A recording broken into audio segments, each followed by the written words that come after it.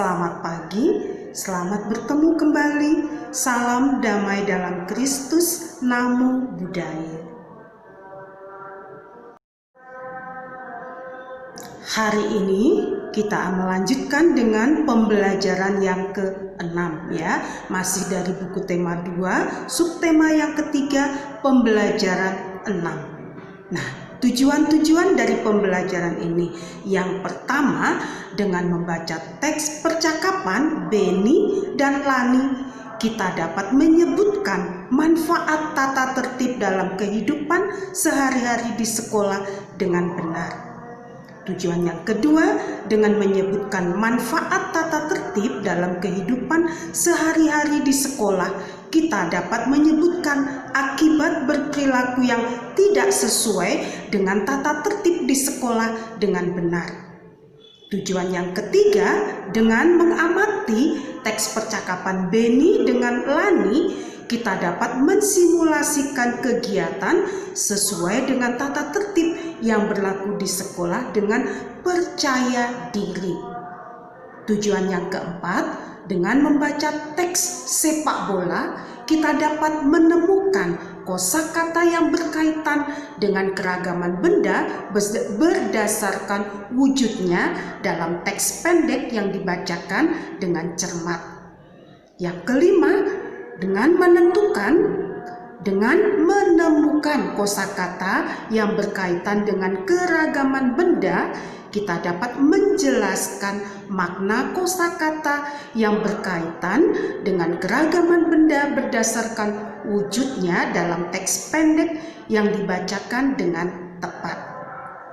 Yang keenam, dengan menulis laporan pengamatan tentang alat sepak bola, kita dapat melaporkan hasil pengamatan sederhana tentang keragaman benda di lingkungan sekitar dengan menggunakan bahasa Indonesia yang tepat dengan percaya diri. Yang ketujuh, dengan memperhatikan contoh soal, kita dapat menyatakan kalimat matematika yang berkaitan dengan masalah tentang pembagian dengan tepat. Yang kedelapan, dengan mengerjakan latihan, kita dapat menyatakan pembagian sebagai pengurangan berulang dengan tepat. Yang kesembilan, dengan menyatakan pembagian sebagai pengurangan berulang, kita dapat menghitung hasil bagi dua bilangan melibatkan bilangan cacah sampai 100 dengan cermat. Yang kesepuluh, dengan menghitung hasil bagi dua bilangan melibatkan bilangan cacah sampai 100, kita dapat mengubah kalimat pembagian menjadi kalimat perkalian dengan benar. Nah, itulah tujuan-tujuan yang hari ini dari pembelajaran ini yang harus kita perhatikan. Sekarang kita coba mengamati sebuah gambar ya. Nah, di dalam gambar ini ada Beni dan teman-teman ya. Coba perhatikan. Ya, apa saja yang dilakukan Beni bersama teman-temannya? Nah, apa saja yang dilakukan Beni bersama teman-temannya? Pernahkah kamu melakukan permainan seperti ini? Ya, seperti yang pernah dilakukan Beni di sekolahnya. Nah, kemudian ada berapa orang di dalam gambar tersebut? Ada berapa orang dalam gambar tersebut? Iya, ada 5 orang. Siapa yang sedang menguasai bola dalam permainan tersebut? Siapa yang sedang menguasai bola dalam permainan tersebut? Ya, betul, Beni. Ya, Beni. Nah, apa yang sedang dimainkan Beni bersama teman-temannya? Apa yang sedang dimainkan Beni bersama teman-temannya? Ya, bagus, sepak bola. Iya, sepak bola. Di mana mereka bermain sepak bola? Di mana mereka bermain sepak bola? Iya, di lapangan rumput. Ya, di lapangan rumput. Nah, coba dengarkan isi teks percakapan ini ya. Ini adalah percakapan antara Lani dengan Beni. Nah, Lani mengatakan, apa saja tata tertib dalam bermain sepak bola? Lalu dijawab oleh Beni, setiap anggota harus mematuhi aturan dalam permainan. Lalu Lani bertanya, untuk apa? Dan dijawab oleh Beni, agar permainan berjalan dengan tertib, penonton juga harus tertib. Penonton tidak boleh melempar benda-benda ke tengah lapangan. Kalau tidak tertib, akan mengganggu proses permainan. Itu dijawab oleh Beni ya. Kemudian Lani bertanya lagi, sama seperti tata tertib di sekolah ya. Jika tata tertib tidak dipatuhi, pasti timbul akibat yang kurang baik. Lalu dijawab oleh Beni, benar, kalau tata tertib di sekolah dijalankan akan bermanfaat dalam kehidupan kita. Kita akan terlatih untuk lebih disiplin. Selain itu, kita juga terbiasa hidup rapi dan bersih. Kita juga terlatih untuk bertanggung jawab dengan kegiatan yang kita kerjakan, serta membiasakan diri untuk ramah kepada orang lain. Membiasakan hidup tertib memiliki banyak manfaat dalam hidup. Lalu ditanggapi oleh Lani, berarti kalau kita tidak mematuhi tata tertib di sekolah akan berakibat kurang baik. Kita pasti akan mendapatkan sanksi. Kalau pertama kali melanggar akan mendapatkan peringatan dahulu. Namun kalau sudah lebih dari sekali akan langsung mendapatkan hukuman. Jika pelanggarannya terlalu parah, orang tua kita akan dipanggil. Nah, itulah percakapan antara kedua teman kita, yaitu Lani dan Beni. Ya, bagus sekali percakapan antara Lani dengan Beni ya. Mereka sedang membicarakan tentang tata tertib dalam permainan sepak bola. Lalu dihubungkan dengan tata tertib yang ada di sekolah. Nah, bagaimana dengan di sekolah kita? Sama ya, juga begitu. Ya, bagus sekali percakapan antara Lani dengan Beni ya. Mereka sedang membicarakan tentang tata tertib dalam permainan sepak bola. Lalu dihubungkan dengan tata tertib yang ada di sekolah. Nah, bagaimana dengan di sekolah kita? Sama ya, juga begitu. Sekarang kita akan mendengarkan sebuah teks bacaan ya tentang sepak bola. Nah, apa yang kalian ketahui tentang sepak bola? Ya, apa yang kalian ketahui? Nah, nanti kita dengarkan sebentar. Ini ada teks bacaannya ya. Judulnya sepak bola. Nah, Beni gemar bermain sepak bola. Satu tim sepak bola terdiri atas 11 orang pemain inti dan beberapa pemain cadangan. Sepak bola bertujuan untuk mencetak gol sebanyak-banyaknya dengan menendang bola ke gawang lawan. Sepak bola dimainkan di lapangan rumput yang berbentuk persegi. Hanya penjaga gawang saja yang berhak menyentuh bola dengan tangan di dalam daerah gawangnya. 10 pemain lainnya diizinkan menggunakan seluruh tubuhnya selain tangan. Tim yang mencetak gol paling banyak pada akhir pertandingan adalah pemenangnya. Jika hingga waktu berakhir skornya masih imbang, dapat dilakukan undian, perpanjangan waktu, atau adu penalti. Wasit menggunakan peluit untuk memulai permainan, pelanggaran, dan akhir permainan. Nah, itulah sekilas pengetahuan tentang sepak bola. Nah, apakah yang kalian pikirkan tadi sama dengan teks bacaan ini? Iya, bagus ya. Nah, teacher ulang kembali teks bacaan ini, dengarkanlah dengan benar ya, dengan cermat, dengan teliti. Judulnya sepak bola. Benny gemar bermain sepak bola. Satu tim sepak bola terdiri atas 11 orang pemain inti dan beberapa pemain cadangan. Sepak bola bertujuan untuk mencetak gol sebanyak-banyaknya dengan menendang bola ke gawang lawan. Sepak bola dimainkan di lapangan rumput yang berbentuk persegi panjang. Hanya penjaga gawang saja yang berhak menyentuh bola dengan tangan di dalam daerah gawangnya. 10 pemain lainnya diizinkan menggunakan seluruh tubuhnya selain tangan.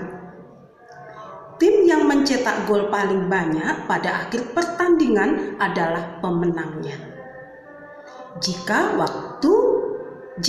hingga waktu berakhir skornya masih imbang, dapat dilakukan undian perpanjangan waktu atau adu penalti.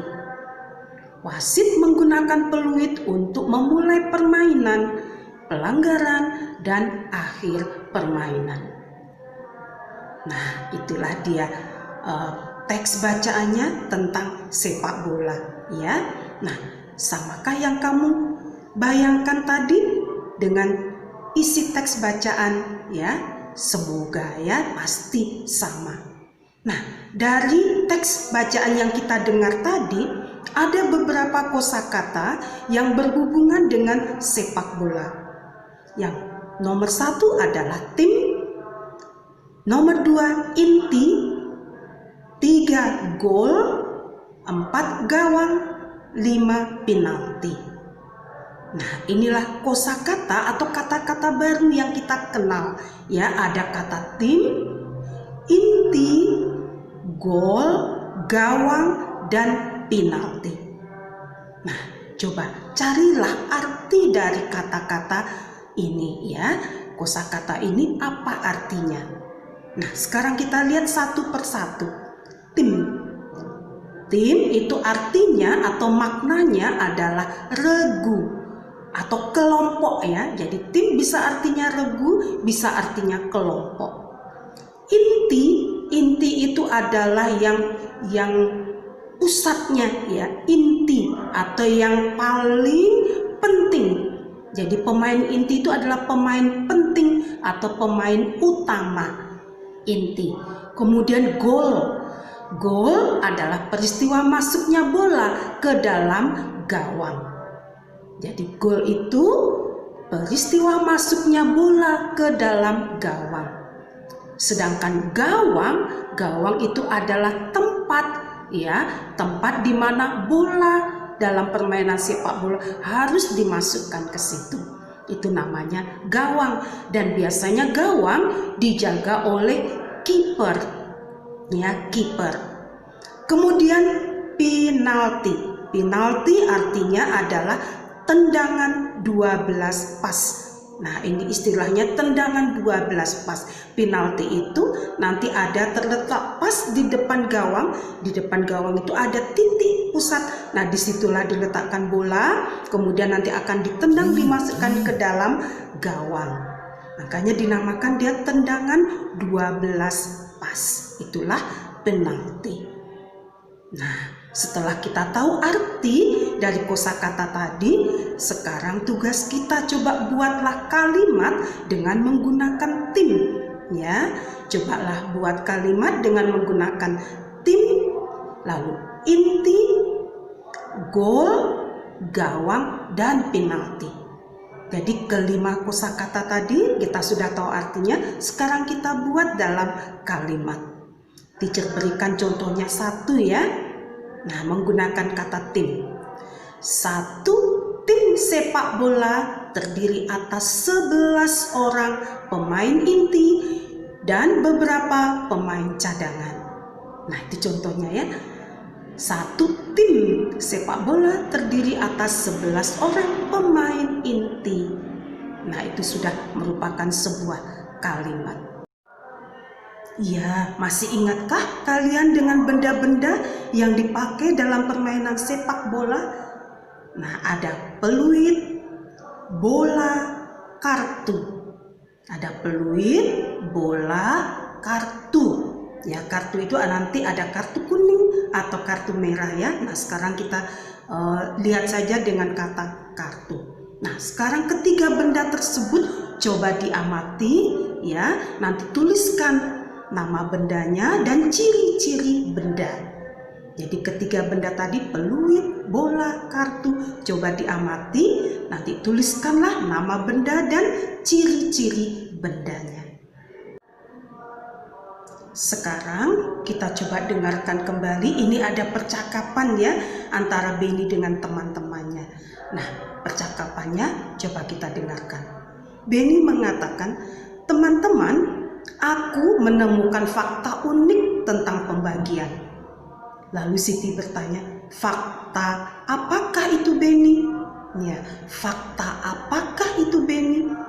Lalu si Benny mengatakan, "Nah, perhatikan tabel berikut. Kita menghitung pembagian bilangan 15 dengan bilangan 5. Perkalian bilangan 15 yang sebaris dengan bilangan 5 ternyata ada di lajur 3. Jadi 15 dibagi 5 sama dengan 3. Teacher ulang kembali percakapannya ya. Nah, ini percakapan antara Udin dengan teman-temannya. Nah, di sini Udin mengatakan, "Teman-teman, aku menemukan fakta unik tentang pembagian." Lalu Siti menanggapi, "Fakta apakah itu, Benny?" Lalu Benny menjawab, "Nah, perhatikan tabel berikut. Kita menghitung pembagian bilangan 15 dengan bilangan 5. Perkalian bilangan 15 yang sebaris dengan bilangan 5 ternyata ada di lajur 3. Jadi 15 dibagi 5 sama dengan 3. Nah, itu kalau kita melihat hasil pembagian dengan menggunakan tabel. Nah, teacher juga punya kiat khusus untuk mencari pembagian. Nah, bagaimana kiatnya? Bagaimana caranya? Inilah dia. 6 dibagi 2. Nah, bagaimana kiatnya? Kita bisa menjadikannya mudah dengan cara 6 itu kita jadikan balok-balok seperti ini. 1, 2, 3, 4, 5, 6. Nah, 6 itu dibagi 2. 6 dibagi 2. Kita ambil dua-dua lalu kita ikat. 1, 2, ikat. 1, 2, ikat. 1, 2, ikat. Nah, sekarang setelah kita ikat-ikat ini, berapa jumlah ikatannya? Ada 1, 2, 3. Nah, ini adalah hasil dari pembagian ini. Jadi 6 dibagi 2 sama dengan 3. Contoh lain lagi, misalnya 10 dibagi 5 sama dengan berapa? Nah, 10 dibagi 5 berapa? Kita jadikan balok-balok seperti ini. 1, 2, 3, 4, 5, 6, 7, 8, 9, 10. Nah, jumlah ini harus pas hitungannya ya, sesuai dengan yang dibagi. Jadi kita bagi 5, kita ambil 5, lalu kita ikat. 1, 2, 3, 4, 5 ikat. 1, 2, 3, 4, 5 ikat. Nah, ada 2 ikatan.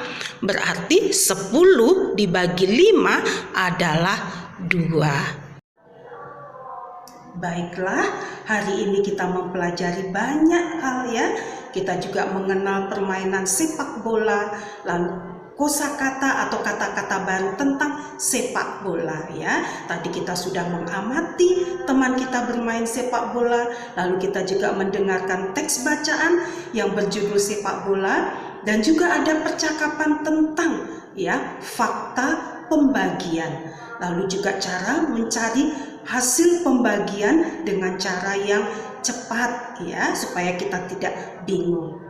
Nah, hari ini kita sudah belajar banyak sekali ya, dan pembagian sudah diulang terus. Semoga dalam pembelajaran kita hari ini kita semakin mantap dalam pelajaran pembagian. Baiklah, semoga kalian semakin hari semakin pintar. Baik, sampai di sini pembelajaran kita, pertemuan kita. Sampai jumpa. Bye.